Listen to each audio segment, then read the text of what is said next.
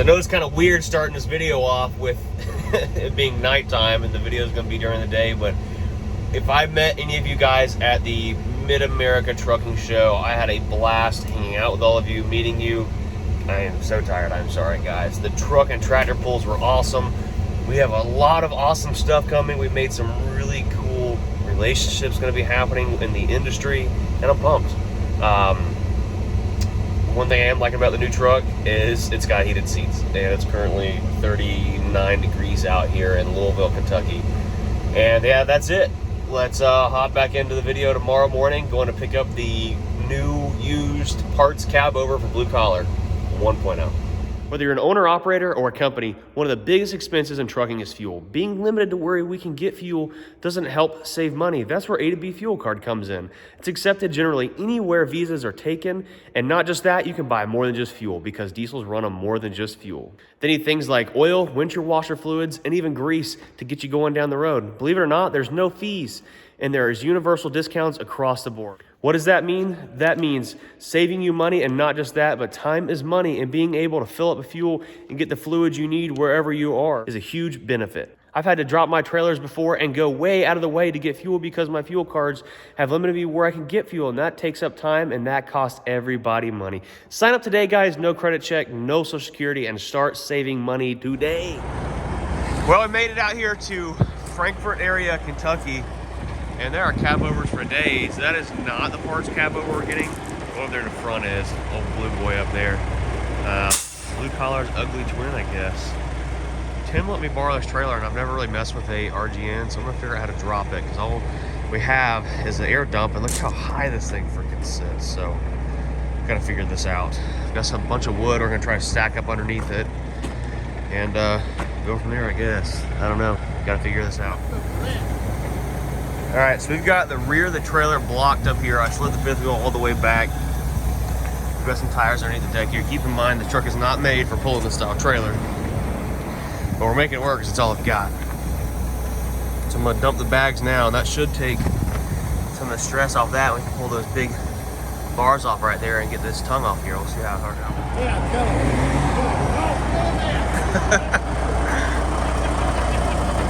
It's got an 18 in it. Hit the yellow button. Hit the yellow button. the yellow button? Yeah. Got doubles or got triple in? Oh, hang on a second. Hang on. All right. It looks like it might work. Go forward a little bit. Hold it. Drop the bags again.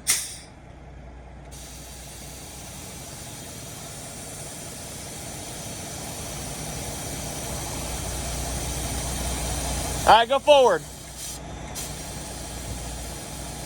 Oh, hold on. Back up. Hold on. Back up. Oh, he's too low. Pick him up. Jesus. All right, kill him quiet. Go ahead. Too high. Hold it. Well, guys, I decided to give up on putting it on the RGN because, let's just face it, the Peterbilt is not designed or set up for that kind of trailer. We couldn't get it disconnected. We kind of got it disconnected, but I was afraid we weren't going to be able to get it connected back up with this truck on the trailer. So I'll show you guys what the truck looks like here in just a second. So here she is. She's a 92, right? 93. So same exact year as mine. It's an old Werner truck. Everything's the same. It looks exactly like Blue Collar did the day I got him. And yeah, same dad dang truck. Forget how long Blue Collar used to be with the cab extensions on there. Pretty crazy. But the reason we bought it is because the cab is in stellar shape compared to Blue Collar. Mine has got all kinds of issues over here. I'll show you guys when we get back over here to Tennessee here in a few hours. You can kind of see what I'm talking about. So we're gonna probably end up doing a cab swap on Blue Collar and putting all of my interior and everything in this cab. While I have this cab off, we're gonna be doing some pretty cool things with it. So pretty pumped about that. But it's got the same 11.1 engine in it. We're gonna use for parts. We may rebuild that one and put it in Blue Collar. I'm not sure yet. But it just has everything we need for parts. It's It's got 390 rear ends, which are what are in blue collar right now. It's got a Super 10 transmission, which we're probably not going to end up using, but lots of good usable parts. I'm looking forward to stealing stuff off of it to make blue collar do what it needs to do. And here's the truck. So instead of us loading it on the trailer and hauling it home, they got the same exact truck, Freightliner, right here. And what we're gonna do is, I went ahead and paid these fellas just to haul it back down to Rickman, which is about 130, 140 miles. So they're just gonna haul it down there and drop it off, and we'll get blue collar moved over there and everything else. But BC 2.0 ain't looking bad, folks. I did pick up a tractor the other day. I forgot to tell you guys, I had it delivered up to the mats. So I'm gonna get these blocks of wood out from underneath that frame there, and we're gonna hit the road back down to Tennessee. All right, so we've got this thing all chained up. We've got the front axle picked up, rear axle picked up, and we are jacking it up. The old airbag's on there in shop, so they use a bottle jack to pick it up. It gets the job done. I'm gonna go ahead and head south towards Tennessee, and he'll be down here, I'm sure, a few hours after me. He's gonna take his time headed down, and get this thing unloaded and get blue collar parked over there next to it. Pretty pumped. Made it over here to the semi-casual shop. I'm gonna wait about an hour before the guy's gonna get delivered with the other Cabover, which we're gonna be taking over the paint shop. But I hear you. Bill's truck is stunning. In case you guys didn't know, he took second place at the Mid-America Trucking Show, limited mileage trucks. What a lot of people don't understand is this is going to be a working truck. A lot of those limited mileage trucks he went up against are never, ever going to work a day in their lives. This truck will be parked inside before the 75 Chrome Shop show, and then after that, it's going straight to work. Such a beautiful truck. And trailer. God, I'm at a loss for words today. I guess I'm going to head over to meet this guy for the new blue Cabover. I'm pumped. Sneaking here in the shop, the semi-casual guys literally rolled Bill's truck out here Saturday last week, and his guys are all right back to work customizing some of these brand new trucks. Pretty sick. These are all customer builds, brand new units going at it. Look at this one. Nice flat top. Such a clean truck. I like the color. Very cool color scheme here. It's got the keys to the Cabover. We'll go here and start this thing up. She's been sitting for 2 or 3 weeks, and show her some love. What do you think about it? It looks like a real Cabover. It is a real Cabover. This is my first time being in one. Oh, okay. You gonna talk on the CB some more? Yep. Oh, hang on. Your brother's driving like crazy, man. Yeah. What were you saying? Say it again on the radio. Huh? Say what were you saying on radio? Say Roger Dodger 10-4. Roger Dodger 10-4. There you go. Maybe they heard you. I don't know. Alright, so get someone. Yeah. What do you think about that? Nice. Now you gotta climb down out of it, so high up in the air. Private roads, and won't be judging me for on the phone and driving. What a difference it is getting out of the 359 back into this thing. It's just bonkers. Oh my goodness. I don't even know how to explain it. Just learning how to get back in and shift the Super 10. This thing does turn a lot sharper. I did just get back in it, and one of the brake drums was stuck to the brake shoe. I do miss that sound right there.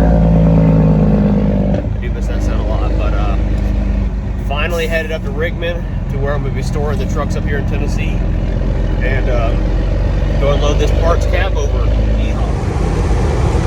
You know, it's pretty safe to say this is going to be one of the last trips in this truck. I wouldn't even say trip, maybe like 5 or 10 miles down the road, but one of the last trips in this truck before it gets a major overhaul. So I don't know how to think about this. I can't believe that I used to drive this thing thousands of miles, you know, in this cramped little tiny space, and it's just crazy. I'm definitely gonna miss it, but it's not going anywhere, guys. Not going anywhere.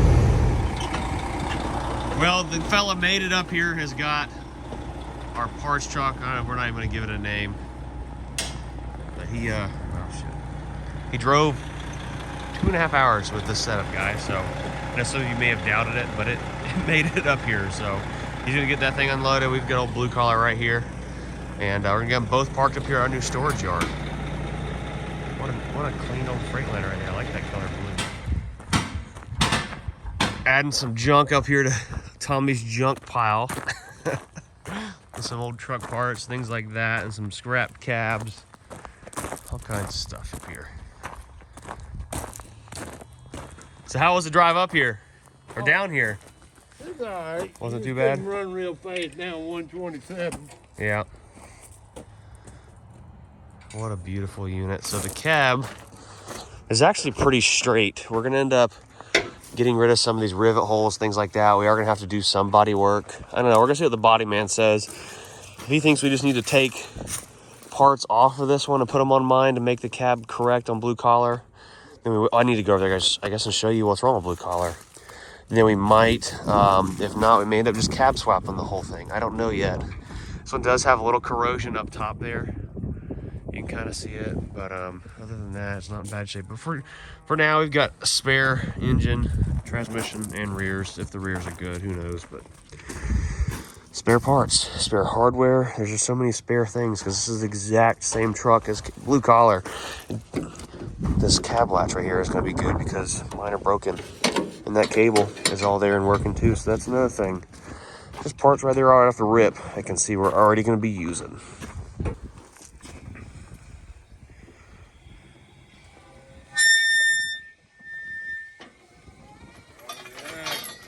There we go. She's on the ground. What's boss man gonna sell this truck for?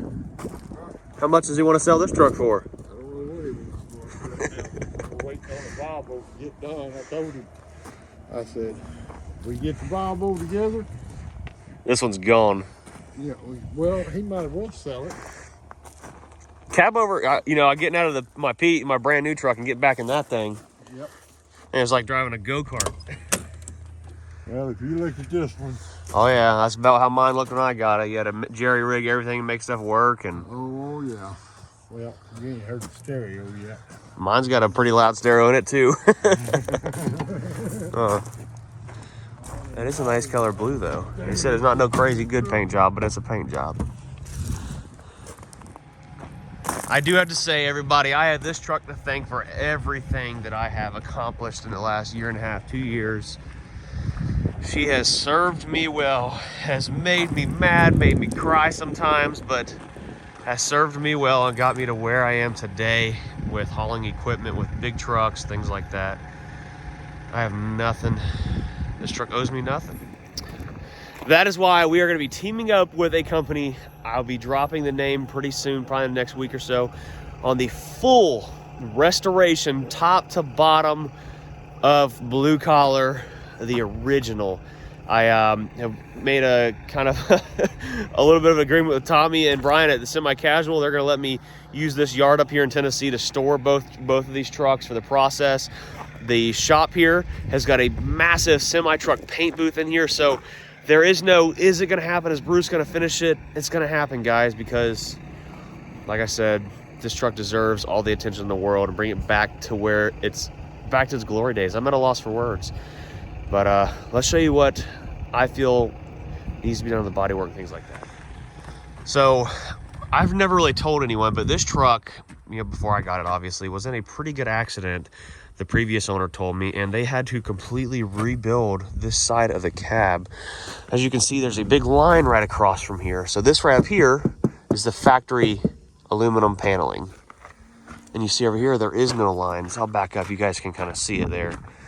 And whenever it was wrecked, all this was caved in, and they had to make all of this, and it's all really thin, crappy aluminum. It serves its purpose, it did its job, but if we're wanting to repaint this thing and make it nice, then we need to fix it right. So we either have to get rid of this whole front section of the cab, because it stretches all the way around in here to, you can kind of see right here where there's some not factory cuts and things like that made. And even in the door, this door doesn't close right like it should. So it's a lot of work either way, re-riveting or de-riveting everything and replacing all this, or, you know, doing a cab swap and swapping all the interior over. So I just have to make up my mind. What do you guys think we should do? Should we just re-rivet everything to this cab, or, you know, take it apart, put it back together, or should we cab swap, being that they are the same color, and just move everything over from the interior in this truck to the other one? You can kind of hear an air leaking in this thing right now. But I had to get it out of Tommy's other shop because it was just leaking oil everywhere still.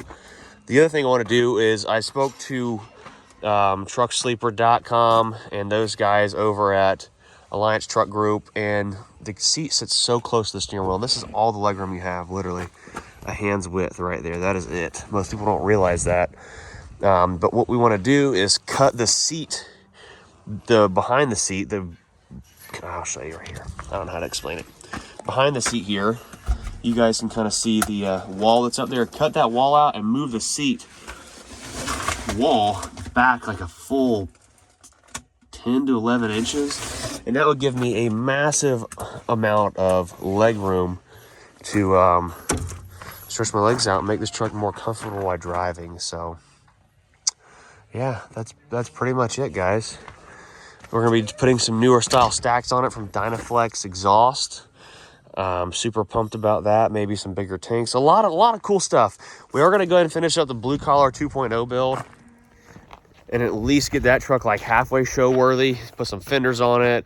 You know, the deck plate, things like that we talked about from Iowa Customs. And we will be tearing this one apart here and there. And it'll just be a project over the next 6 to 8 months. That's kind of the goal, guys. With all that being said, I hope you enjoyed our video, my video, with our new parts cab over there. The blue one, he said it might be for sale. He's gonna ask his boss. If it is, then I'll let you guys know. I don't need another cab over. I just need the one I've got, and one project at a time. Well, one driving project and one that doesn't drive. So make sure you smash that like button, drop a comment down below, and subscribe, guys, and let me know what you think we should do. Should we do a full cab swap, or should we just drill all the rivets out and replace all those body panels? I don't know. Either way, like, the full interior dash has to come out of that truck to re-rivet everything. So let me know in the comments. See you later. Peace. Off he goes. This could be added to the blue collar fleet. Such a beautiful truck. Beautiful old honky. Definitely needs to be straight piped. Oh my God.